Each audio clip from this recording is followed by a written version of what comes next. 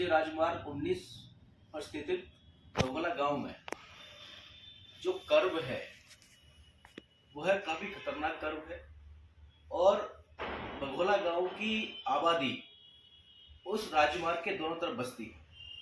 वहीं पर सरकारी स्कूल बना हुआ है, एक तरफ शमशान बने हुए हैं और दूसरी तरफ खेती के काम भी होते हैं। अक्सर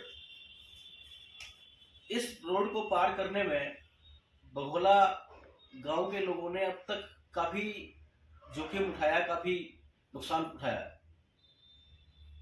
अब तक करीब करीब यहाँ पर 5 घटनाएं ऐसी बड़ी घटी हैं जिनमें लोगों को अपनी जान गंवानी पड़ी है।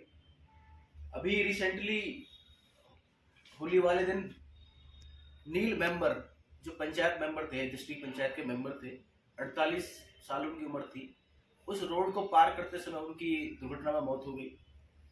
उससे पहले प्रदीप सरोप श्री सोमी, जो 16 वर्ष का एक नौजवान था, उसकी भी इस रोड को पार करते समय दुर्घटना में मौत हुई थी। 40 वर्षीय सोमी की भी इसमें मौत हुई थी और 42 वर्षीय गिरधर की भी इस रोड को पार करने में दुर्घटना में मौत हुई थी। साथियों, अब तक न जाने कितने एक्सीडेंट इस रोड को पार करने में बघोला वासियों के हुए हैं। दूसरी तरफ सरकारी स्कूल पढ़ता है तो छोटे छोटे बच्चे जब स्कूल जाते हैं तो उनको भी काफी परेशानी उठानी पड़ती है। एक तरफ फर्राटेदार चलता हुआ रोड, दूसरी तरफ छोटे छोटे बच्चे जिनको ये रोड पार करने में बड़ी समस्या होती है। सुबह सुबह महिलाएं अपने दैनिक कार्यों से, खेती कार्यों से इस रोड को पार करती हैं। हम देखते हैं कि सिर पे काफी वजन होता है और लेकिन फिर भी बहुत तेज दौड़ती गाड़ियों के बीच से उनको रोड पार करके अपने काम के लिए जाना पड़ता है। पूरे हाईवे पर इतने सारे पुल बन गए, सरकार ने टोल लगा दिया, टोल वसूला जा रहा है, लेकिन बघोला में पुल बनाने की मांग जो निरंतरता से काफी दिनों से उठ रही है, उस पर कोई सुनवाई नहीं हुई। बघोला के मेरे साथियों ने मुझे बताया कि इस पुल को बनाने की मांग को लेकर उन्होंने काफी बार स्थानीय विधायक से, स्थानीय सांसद से और मुख्यमंत्री जी को चिट्ठी लिखी और मिले भी हैं, लेकिन अभी तक किसी भी प्रकार के कोई ठोस कदम इस पर नहीं उठाए गए हैं। इन सब को देखते हुए आम आदमी पार्टी ने तय किया है कि इस पुल के बनाने की मांग को लेकर आम आदमी पार्टी एक चिट्ठी अभियान चलाएगी, जिसमें हरियाणा के मुख्यमंत्री माननीय मनोहर लाल मुख्यमंत्री जी को 5000 लोगों से चिट्ठी लिखवाकर हम लोग भेजेंगे और उनसे मांग करेंगे कि क्या इस गांव के लोग इसी प्रकार इस दुर्घटनाओं में मरते रहें? क्या कसूर है लोगों का? क्या हम लोग टैक्स नहीं देते?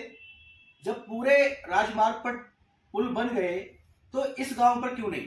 जबकि वहां कर्व है, इतना बड़ा कर्व है, आबादी दोनों तरफ रहती है, इधर भी आबादी रहती है, उधर भी आबादी रहती है, सरकारी स्कूल पढ़ता है, शमशान पढ़ता है, लोगों के खेती के काम से आना जाना होता है, स्कूल के काम से आना जाना होता है। और इस पुल के न बनने से न केवल बघोला गांव ही प्रभावित है, बल्कि मीरापुर गांव जो हाईवे से करीब 500 मीटर की दूरी पर है, उसको अगर पलवल जाना है मीरापुर के निवासियों को तो पृथला अंडरपास से पुल से होकर आना पड़ेगा, और अगर कोई फरीदाबाद से आ रहा है और मीरापुर जाना है तो उनको आलापुर से होकर आना पड़ेगा। सेम कंडीशन देवली गांव के साथ है, कतारपुर के साथ है, जनौली के साथ है। और तो और बघोला एक इंडस्ट्री एरिया है, काफी बड़ी संख्या में यहाँ पे बड़ी बड़ी उद्योग है, फैक्ट्रियां है, और उन सबके बड़े बड़े ट्राले ट्रक वहां से निकलते हैं। हमने देखने में आता है कि कई बार ट्राले रॉन्ग साइड चलते हैं, क्योंकि उनको आलापुर के नीचे से निकल के आना पड़ता है, उधर से आते हैं तो पृथले की साइड से निकलते हैं, रॉन्ग साइड चलते हैं, जो कि बड़ी बड़ी दुर्घटनाओं को दावत देते हैं।